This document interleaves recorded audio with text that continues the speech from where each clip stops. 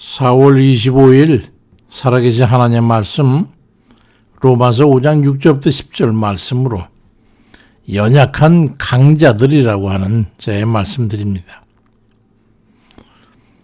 우리 주님께서는 우리 보러 강하라고 했잖아요. 강해라. 역설적으로 말씀하시는 성경 말씀을 믿으세요. 연약함이 강함이라는 역설이죠. 사도 바울이 이렇게 고백했어요. 로마서 5장 6절과 8절에 우리가 아직 연약할 때의 기약대로 그리스도께서 경건하지 않은 자를 위해 죽어주셨고 또 우리가 아직 죄인 되었을 때에 그리스도께서 우리를 위해 죽으심으로 하나님께서 우리에 대한 자기의 사랑을 확정하셨다고 하는 그런 역설을 말씀하셨어요.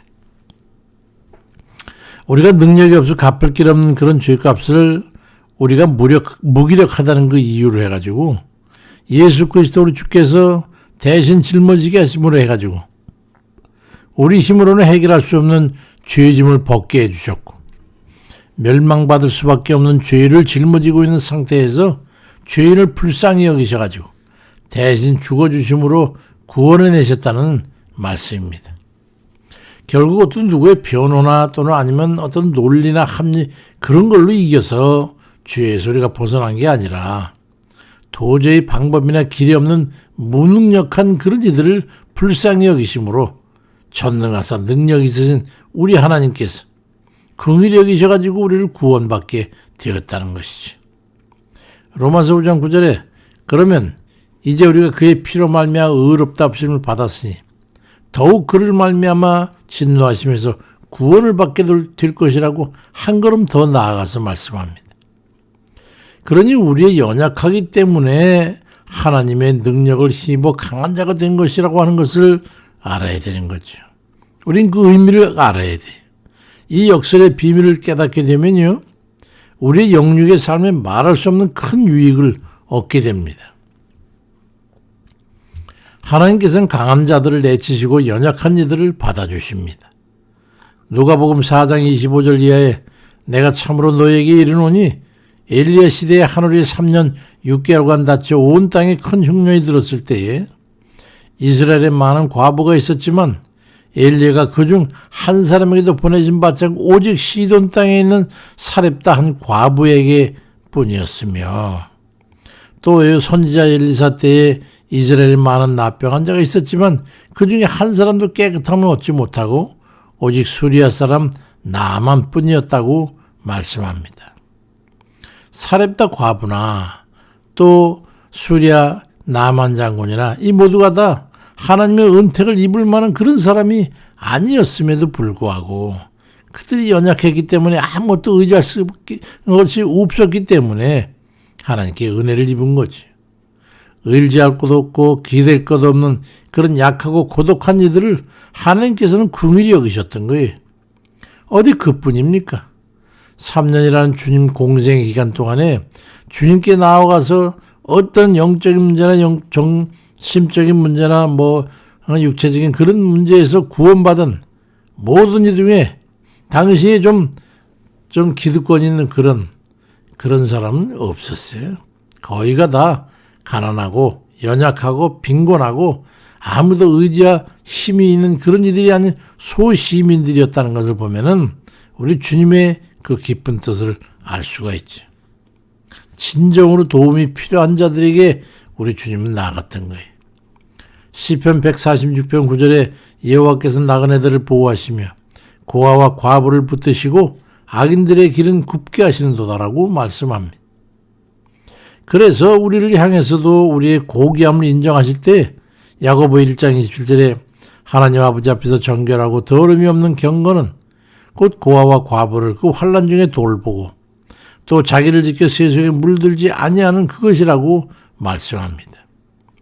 우리 하나님의 자비와 긍휼의 그 품성, 그 성품을 닮아서 살아가는 그들 경건한 자라고 하시기 위해서 그들에게 그 같은 일을 부탁하신 거예요.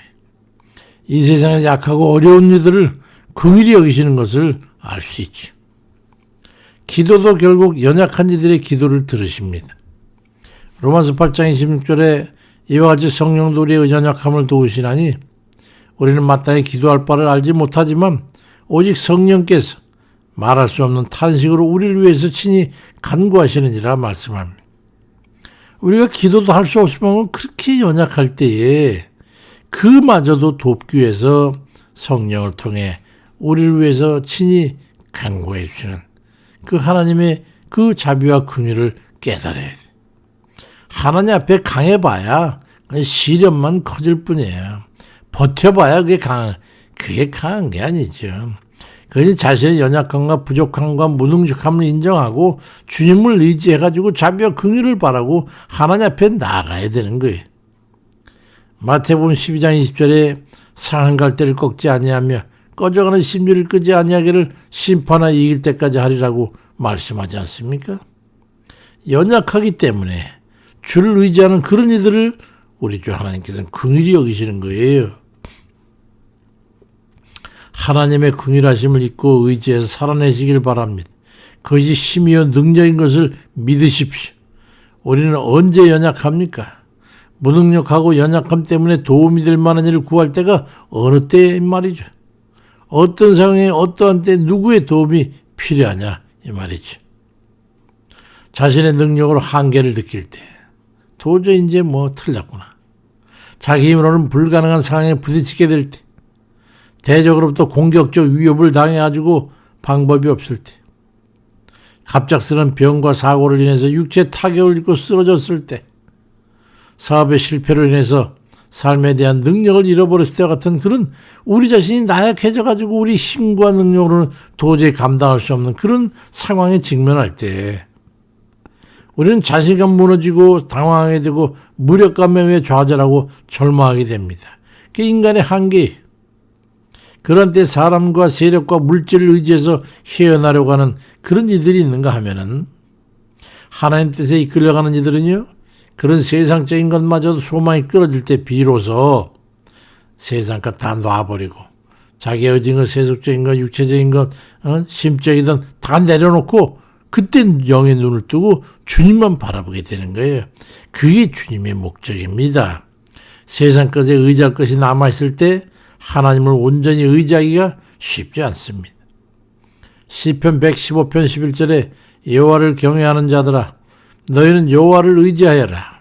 그는 너희의 도움이시요 너희 방패시라고 말씀합니다. 그러니 잠언 3장 5절에 너는 마음을 다하여 여호와를 신뢰하고 내 명철을 의지하지 말라고 말씀하고 예레미야 10장 7절에서 그러나 무릇 여호와를 의지하며 여호와를 의뢰하는 그 사람은 복을 받을 것이라고 말씀하고 있는 거예요. 이 연관들은 이 말씀의 연줄을 잘 깨달아야 돼. 어려운 건 난관에 부딪혀 아무것도 의지할 것이 없는 그런 절체절명의 상황에서 오로지 주님만 의지하여 위기를 무사히 넘기고 하나님의 능력을 경험하게 되면요. 그것이 신앙생활을 하는데 큰 전환점이 됩니다. 아주 획기적인 전환점이 될 거예요. 주를 의지하는 것이 능력임을 알게 될 것이고 주께 간절함을 품게 되고 어떻게든지 주께 가까이 붙어 있으려고 애를 쓰게 될 것이기 때문에 전환점이 되는 거죠. 세상줄 끊고 하나님 손을 잡을 거냐 여전히 양다리 걸치고 세상줄 잡고 하나님 줄다리 가는 그런 어리석은 처지에 있을 거냐. 세속에 빠져 완전 죄악 가운데 밀물처럼 밀려 내려갈 거냐 이런 문제죠. 하나님의 목적이 성사되는 때가 바로 그때예요. 시편 68편 35절에 이스라엘의 하나님은 그의 백성에게 힘과 능력을 주시니 하나님을 찬송할지로다. 우리가 연약할 때 우리가 무능력할 때 무기력할 때 내려놓을 때 세상줄을 완전히 손에 놔버릴 때 그리고 주님 붙잡을 때 그때가 바로 우리 하나님께서 힘과 능력을 주실 때라는 것을 믿으십시오. 반드시 믿으십시오. 모세를 보세요. 여호사밧 같은 왕을 한번 보십시오. 야곱을 보고 요셉을 보고 이삭을 보세요. 성경에 유명한 인물들 한번 보세요. 그들을 통해 말씀하는 것이 무엇인지를 깨닫기를 간절히 바랍니다. 연약하기 때문에 주만 의지하고 구하고 바라게 되는 거예요. 그때가 기회입니다.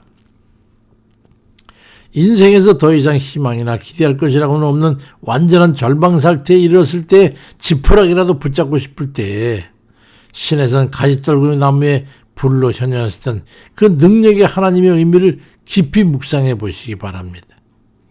그것이 모세의 능력의 출발점이었다는 것을 깨닫게 되면요, 내 삶이 새롭게 출발하는 점이 바로 내가 가장 연약할 때, 아무것도 의지할 것 없고 오직 주님만 바라는 그때임을 깨닫게 될 거예요.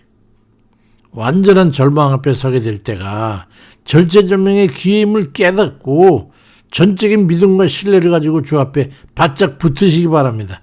아이고 모르겠다, 그게 아니라 그 반대, 간절히 붙잡는, 절대적으로 붙잡는, 다른 길은 없는 위기에 서서 오직 주님만 붙잡는 그런 기회가 돼야 돼. 그런 기회를 만들어야 돼. 이판사판 매달려가지고 간절히 기도에 전념해서 반드시 주님을 만나 구원의 은혜를 체험하는 그런 이들 다 되시길 주의 이름으로 축원드립니다. 아버지, 오늘도 이 말씀 주심으로 사랑하는 자들을 부르시는 줄 믿습니다. 연약한 가운데 있어가지고 어찌할 바를 알지 못하는 그런 이들을 아버지 이렇게 세우시는 줄 믿습니다. 주님께서 그 인생을 버텨주시기 위해서 말씀을 주심으로 깨닫게 하신 줄 믿습니다. 미련하고 둔한 것을 깨우쳐 주셔서 깨닫게 하시고, 오직 지금 현재 내 위기가 주님 붙잡을 수 있는 그런 기회임을 깨닫고 전심전력해서 주께 붙어 부르짖어 주 앞에 나아가기를 주님 간절히 기도합니다. 모두가 연약하지만 특별히 이제 현 상황이 어려운 가운데, 병고 가운데, 낙심 가운데, 실패 가운데 구원이 필요한 그런 가운데 함께해 주시기를 간절히 기도합니다. 앞으로 살아가는 그 삶에 아버지 지나온 수많은 세월에 비해서 앞으로의 시간이 한 시간이 더 소중하고 의미 있는 시간임을 깨닫고 전적으로 주를 의지하고 아버지께 간구하면서 바짝 붙어서 주의 손 붙잡고 절대로 한 치 한 보도 떨어지지 않냐고 오직 주님만 붙잡고 주의 능력을 힘입어 살아가는 그런 능력의 아버지 백성들 될 수 있도록 인도해 주옵소서. 감사를 드리고 예수 그리스도의 이름으로 기도드립니다. 아멘입니다.